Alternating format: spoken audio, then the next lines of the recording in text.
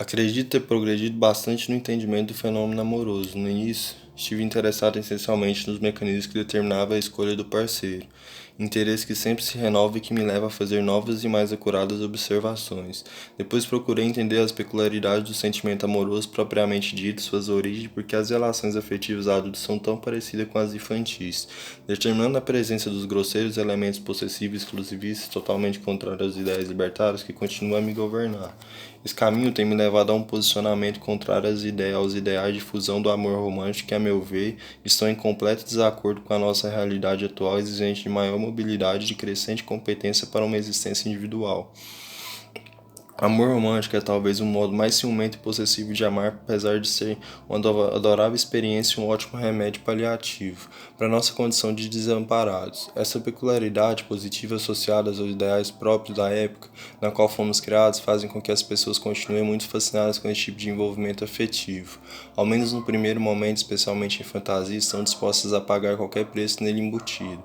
Parece não se incomodar nem com as limitações da liberdade própria dos ciúmes e tampouco com o fato de esse tipo de ligação determinar uma dependência similar que encontramos nos viciados em drogas pesadas. Minhas reflexões caminham acima de tudo na direção do respeito pela nossa individualidade, percebendo cada vez mais que são poucas aquelas pessoas que efetivamente chegam a desenvolver a identidade. Um eu que lhe seja característico. Quando isso acontece, as preocupações com que os outros pensam de nós diminuem muito, além do fato de não estarmos dispostos de forma alguma a abrir mão da identidade tão arduamente conquistada. Sim, porque se trata de difícil, penosa e longa caminhada, essa que nos leva à constituição do eu. É aí que penso com preocupação sobre aqueles que buscam atalhos para chegar mais rapidamente ao objetivo final.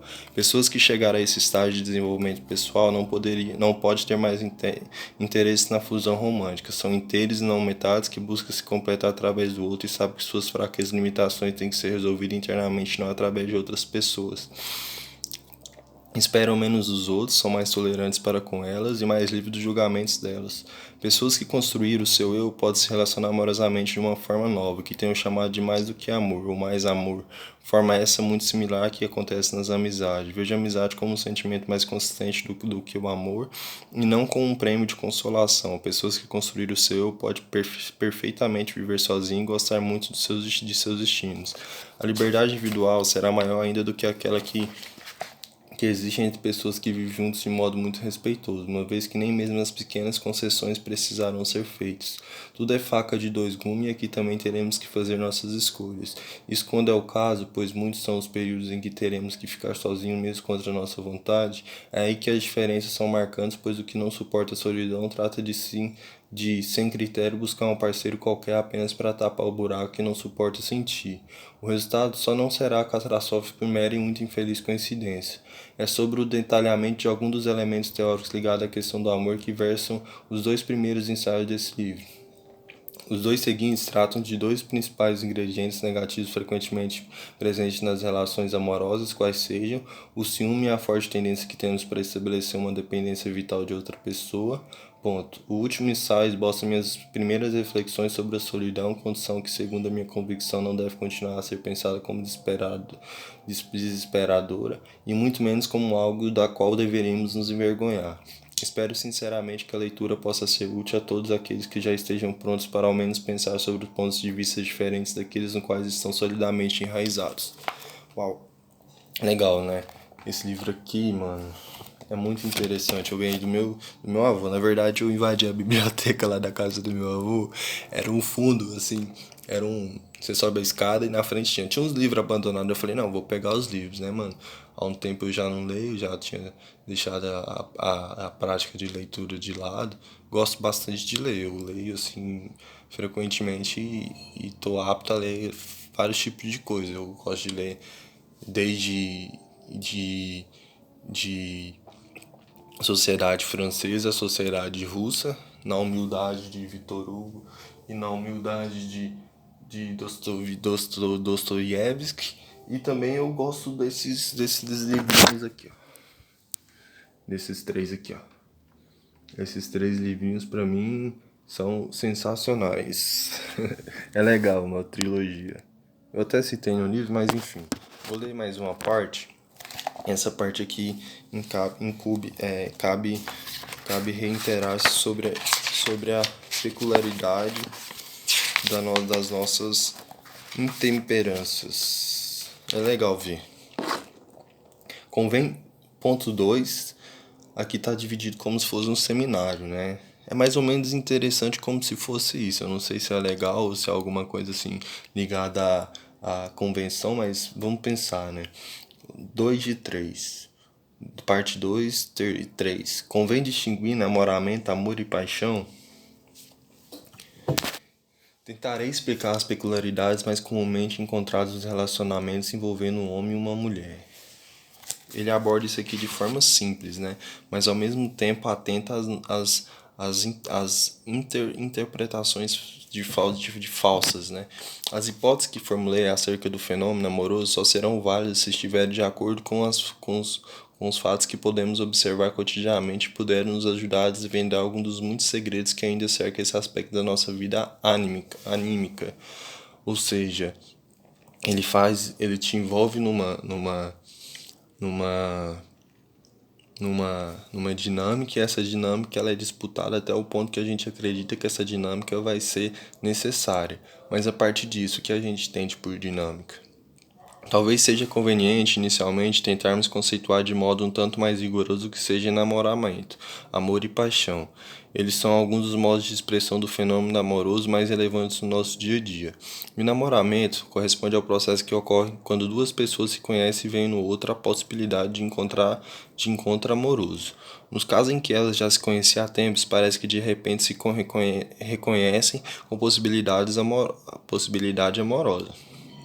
A velocidade com que os eventos acontecem é variável e não determina uma diferença substancial. Assim sendo, o chamado amor à primeira vista se caracteriza por encantamento quase que imediatamente, mas que provavelmente contém todos os ingredientes que tratarei de descrever de modo mais lento. Minha experiência diz que o início do processo se dá relativamente rápido em quase todos os casos. As pessoas podem demorar um pouco para se reconhecer e declararem nesse estado, mas depois de um encontro impactuante, já se sentem um tanto diferentes, desatentas e dispersas. São os primeiros sinais de que algo muito forte lhes acometeu a partir de terem passado algumas horas junto daquela dada pessoa. O principal fator predisponente para que surja um namoramento está relacionado com a sensação de incompletude de que somos uma fração e não uma unidade.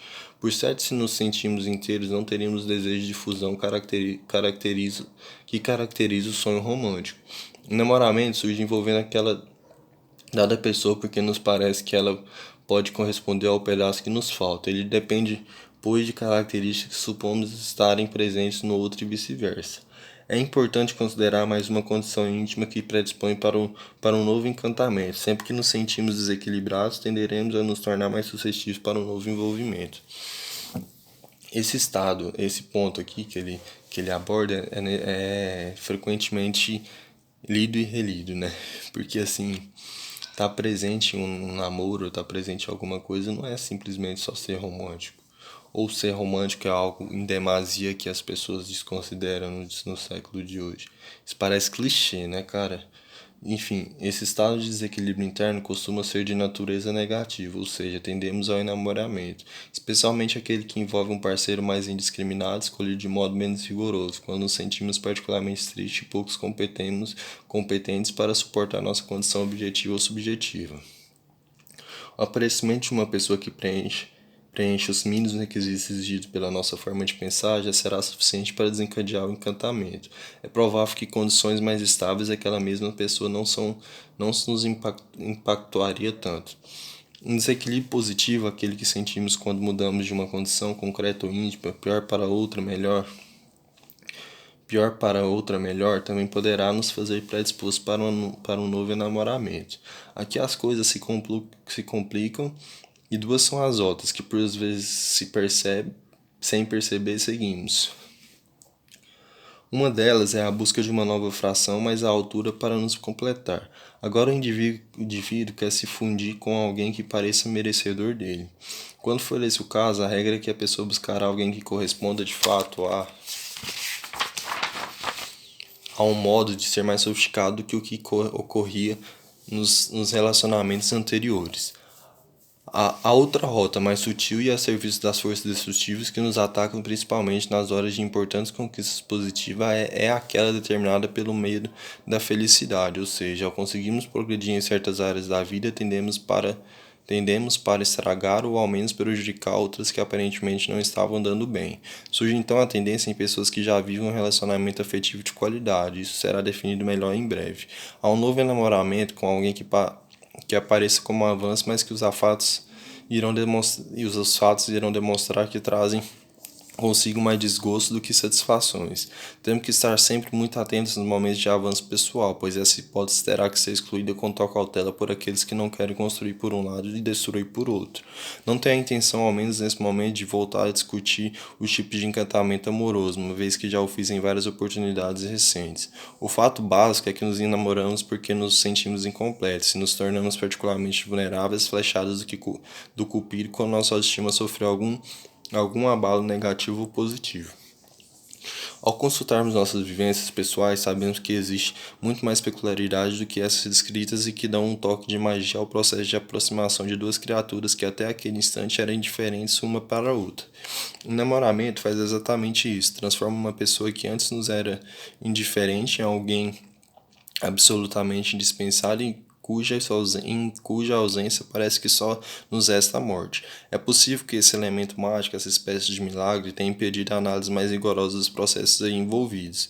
No encantamento amoroso, essa função faz na qual deslizamos ao nos aproximarmos daquela pessoa agora tão especial e única, e que até há pouco nos era indiferente, nos embevece e nos faz deslumbrados a ponto de perder todo tipo de critério.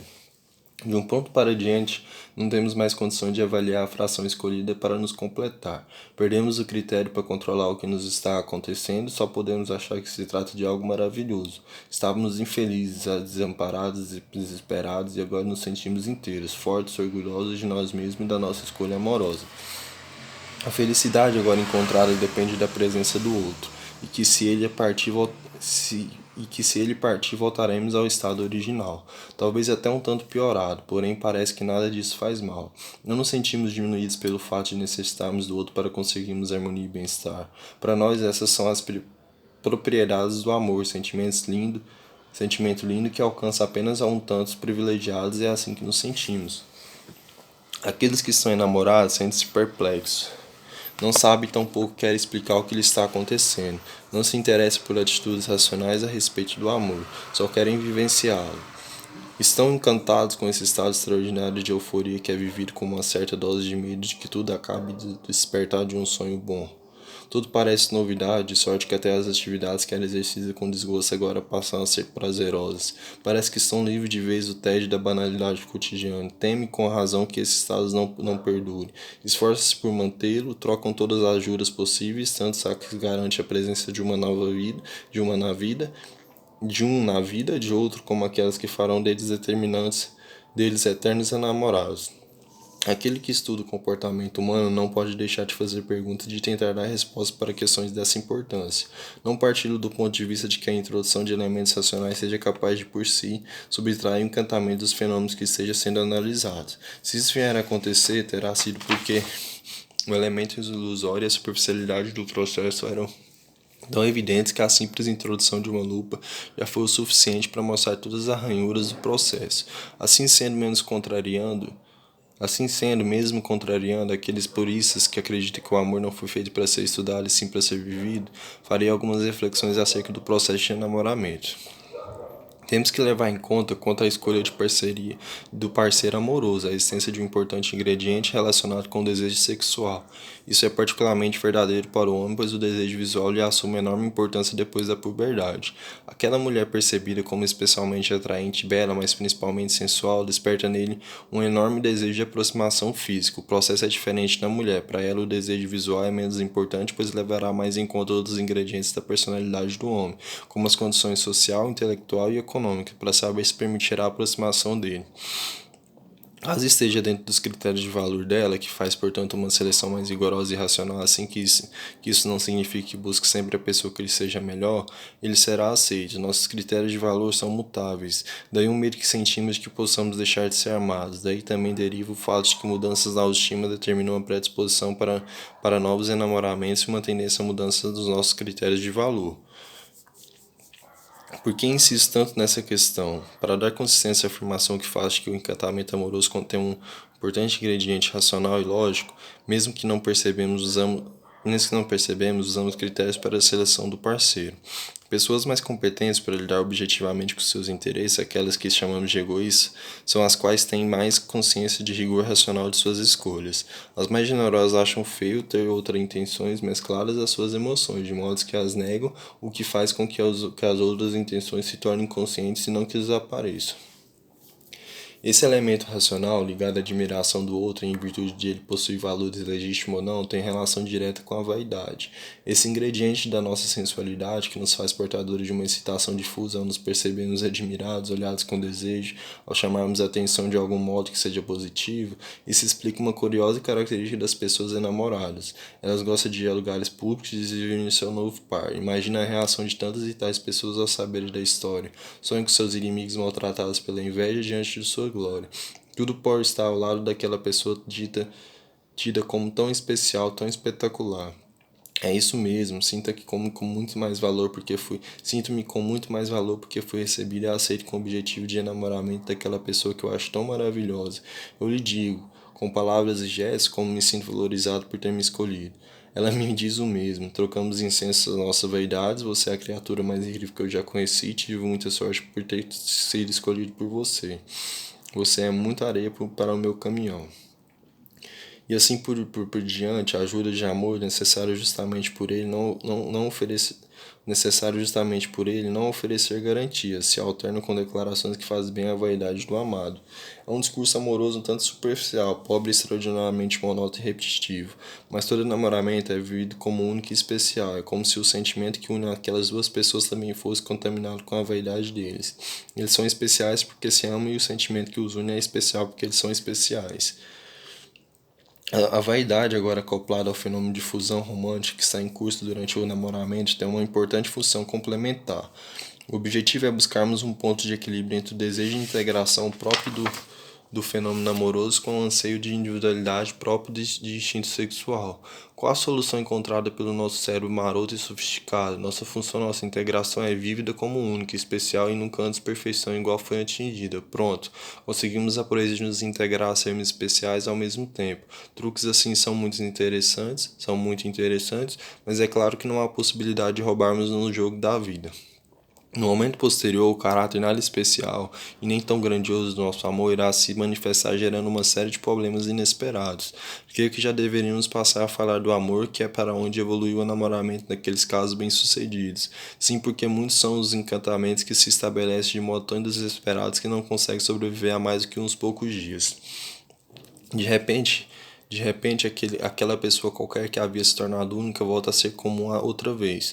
A mágica também existe no sentido inverso, de forma que nos casos em que a observação um pouco mais acurada das peculiaridades do outro não estava minimamente de acordo com a expectativa do que se namorou, o sentimento tende a se extinguir muito depressa.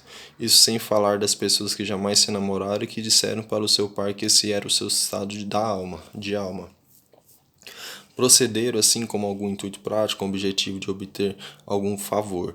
Ao conseguirem o intento, avisam que o sentimento que nunca existiu se foi, fazem sofrer aqueles que foram vítimas desse tipo de conto do vigário e não têm o menor remorso. As vítimas não têm outro caminho a seguir senão o de reconhecer a dimensão do erro cometido e se desencantar. Deveria ao menos aprender com a lição, o que nem sempre ocorre. Nos casos em que o namoramento é bem-sucedido, o estado de euforia da descoberta e o enorme prazer pela novidade do encontro de um estado agradável da alma, em virtude da presença do outro, tende a caminhar para uma condição mais estável e serena.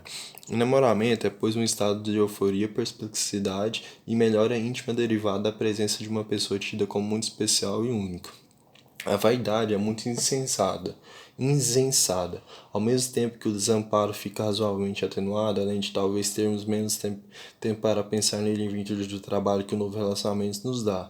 Sinto enamoramento pelo outro, por aquele que me faz embriagado por esse estado de encantamento. Com o tempo, o prazer da novidade e as gratificações da vaidade tendem a diminuir. Isso é obrigatório e acontece com todas as coisas da vida. O prazer que sentimos durante um processo de transição jamais poderá fazer parte do nosso cotidiano estável. Poderemos ter outras satisfações, mas o prazer que deriva da transição de uma situação pior para outra melhor jamais poderá ser permanente. Nos acostumamos com as coisas, de modo que a presença delas deixa-nos surpreender e de nos impactuar. Passamos agora a registrar como ingrediente principal derivado da presença do outro, ao nosso lado, uma sensação de paz e harmonia relacionada com a atenuação do desamparo. De repente, a presença do amado nos provoca sensações parecidas com as que um bebê sente ao lado da mãe: paz, aconchego, proteção e harmonia. O amor corresponderia ao sentimento que temos por aquele que nos provoca confortantes sensações de harmonia e serenidade. Em outras palavras, o processo dinâmico e eufórico do enamoramento desemboca, quando bem sucedido, em um estado de calmaria e inação. Muitas vezes as pessoas atribuem tal alteração ao parceiro, pois ele teria se acomodado. Não é raro que as mudanças sejam atribuídas à mulher, maiormente quando relacionadas com a maternidade. Não estou negando a importância de nenhum desses fatores, mas sim, não é raro que as mudanças sejam atribuídas à mulher, maiormente quando relacionadas com a maternidade. Não estou negando a importância de nenhum desses fatores, mas sim supondo a existência de um equívoco anterior relacionado com a dinâmica do enamoramento que por si tende a desembocar na paz e na serenidade do amor.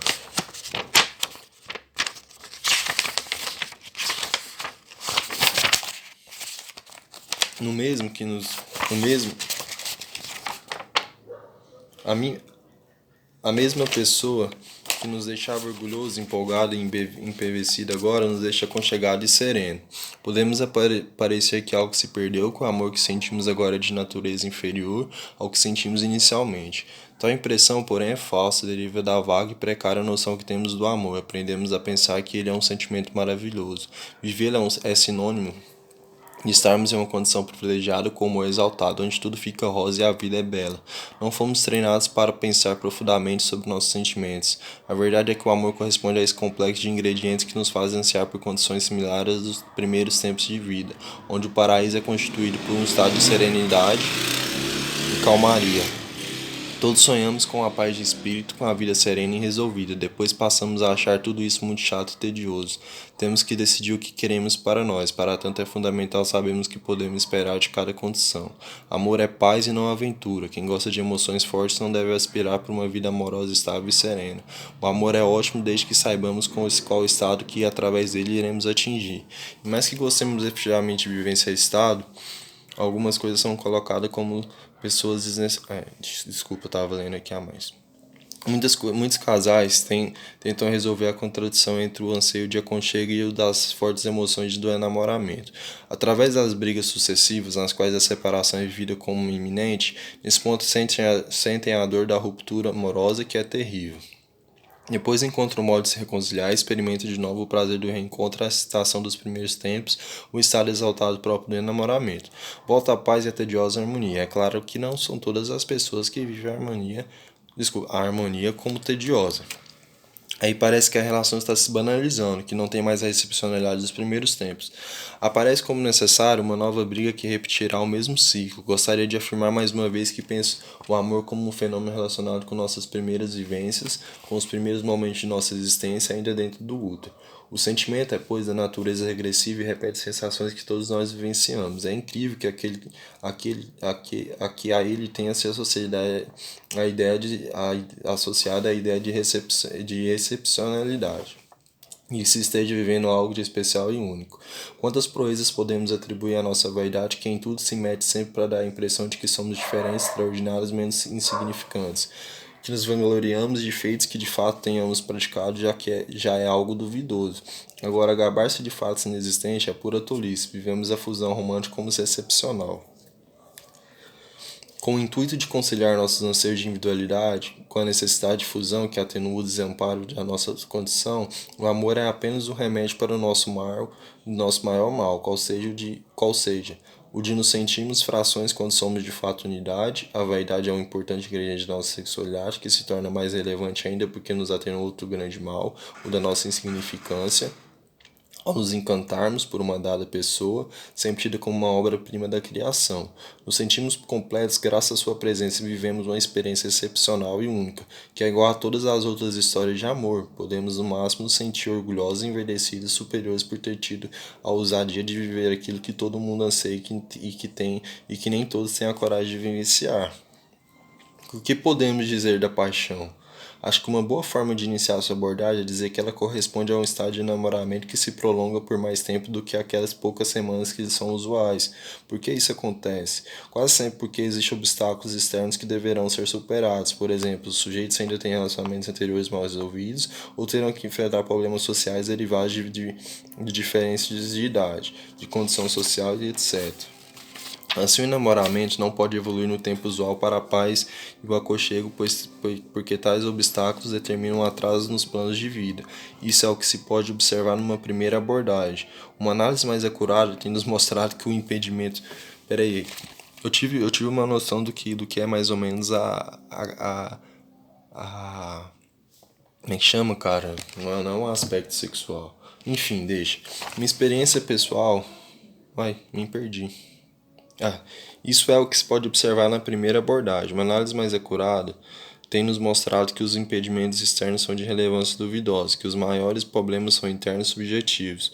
Um importante componente do fenômeno amoroso corresponde ao fator anti-amor, ou seja, ao medo que sentimos diante da possibilidade de efetiva fusão com outra pessoa, diante da ideia e da possibilidade de nos diluirmos e nos perdermos no outro. A ideia é atraentíssima, porque nos provoca a ansiada sensação de completude.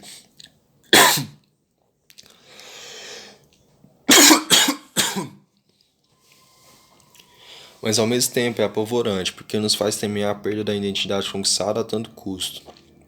No caso da paixão, quase sempre o enamoramento é particularmente mais intenso. Sim, porque devemos pensar em graus variáveis de intensidade dessa emoção, o que corre por conta das fortes emoções relacionadas com a vaidade.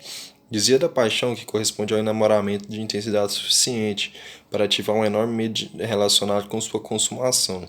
Assim, o fato de existir obstáculos externos passa a ser uma vantagem, pois a eles e não ao medo podemos atribuir a lentidão no encaminhamento da relação na direção do elo mais estável. Na prática, a paixão corresponde à melhor possibilidade de fusão romântica associada a um enorme medo relacionado com sua concretização. É claro que tendemos a considerar o medo de uma coisa assim boa e ansiada como um absurdo. Preferimos então atribuir a não consumação aos fatores externos, bem-vindos pretextos que podem cobrir para ambos os envolvidos os vergonhosos temores. Numa ponderação mais acurada, podemos perfeitamente inverter o sentido do nosso pensamento e considerar a ânsia de fusão como uma regressão absurda e de fato ameaçadora. Nesse caso, o medo está justificado e não faz o outro papel senão aquele para o qual foi destinado pela natureza, preservar nossa integridade. O fato é que no dilema entre o medo e o desejo de fusão, quase sempre que vence é o medo. Insisto que não podemos deixar de considerá-lo com respeito.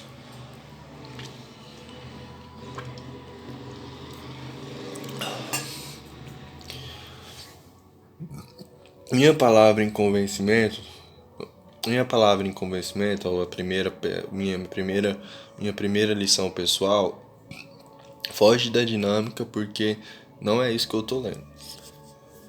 Minha experiência pessoal acompanhando os tantos casais que ousaram viver a aventura da fusão romântica é a seguinte. A fusão e a despersonalização são mais simbólicas do que factuais, nem poderia deixar de ser. Pois não podemos desnascer e penetrar a barriga do amado. O medo da fusão desaparece relativamente rápido, diminui também o medo de perder a pessoa amada, o qual costuma ser maior do que o usual. Não porque tememos ser trocados por outro parceiro, mas sim por sabermos que ela poderia tomar a decisão de fugir por não suportar a ideia da fusão. O relacionamento, quando evolui para a vida em comum, dá origem à última relação amorosa, onde a paz e o aconchego são muito vigorosos e gratificantes. Aqui também se vive a plácida planície, que vem depois das tortuosas curvas do caminho.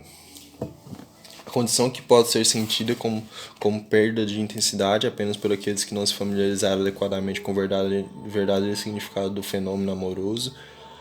A paixão e intenso namoramento se torna quando chega a se concretizar num bem-sucedido amor, ou seja, determina um intenso aconchego e uma enorme paz. Mesmo sabendo que não vou agradar aqueles amantes do sonho romântico com um final feliz, devo declarar que o amor bem-sucedido, fusão militar também tem problemas difíceis de serem solucionados. Não podia ser de outra forma. Todo remédio tem seus efeitos colaterais. Como na vida real, a fusão propriamente dita não acontece, já que duas pessoas não poderão se tornar uma só. Acaba se estabelecendo uma luz pelo poder, pois cada membro do par quer decidir para onde qual casal irá. Pretendem ir juntos, mas para onde cada um quer. Não deseja se desagarrar, mas sim viver como se fossem siameses, e nem se contrariando em suas vontades individuais. Não há maldade ou desejo especial de exercer o poder, trata-se apenas da individualidade querendo se exercer em concomitância com a fusão romântica. Aliás, essa última, ao proporcionar o remédio para nosso vazio interior, exacerba imediatamente os anseios da individualidade que agora pode pretender se exercer sem muito sofrimento. Só que isso, em valor consumado, com valor de sumo, talvez não seja requerido através do entendimento público e de maior importância como de alguém que escreve um livro. Bem, só que isso acontece em ambos os membros do casal, daí o conflito. Como poderia entender tudo isso? Como o outro é nosso indispensável remédio,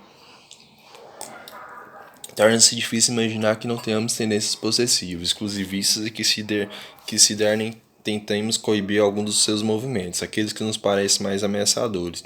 Em outras palavras, tendemos a tentar dificultar o surgimento de todas as circunstâncias nas quais nosso amado possa cruzar com alguma outra pessoa que possa lhe parecer interessante.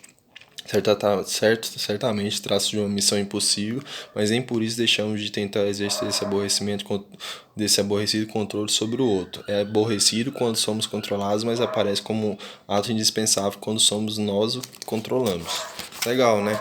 Eu vou continuar no próximo vídeo, falta mais 2 páginas. É interessante esse livro, eu gostei bastante desse livro. Esse livro foi analisado por Walter Kaufmann. A análise mais profunda dele, diferentemente do que se diz uma figura de apropriamento, a gente diria que Walter Kaufmann conseguiu consolidar as raízes necessárias para que o entendimento chegasse até nós. Ou seja, ter os 30 anos como terapeuta para ele talvez foi necessário para que ele se entendesse como ser humano também, ou seja, ele conseguiu de alguma forma gerar um certo tipo de elevação, talvez espiritual, não sei se para ele estaria ligado a isso. Tá? Legal, falou.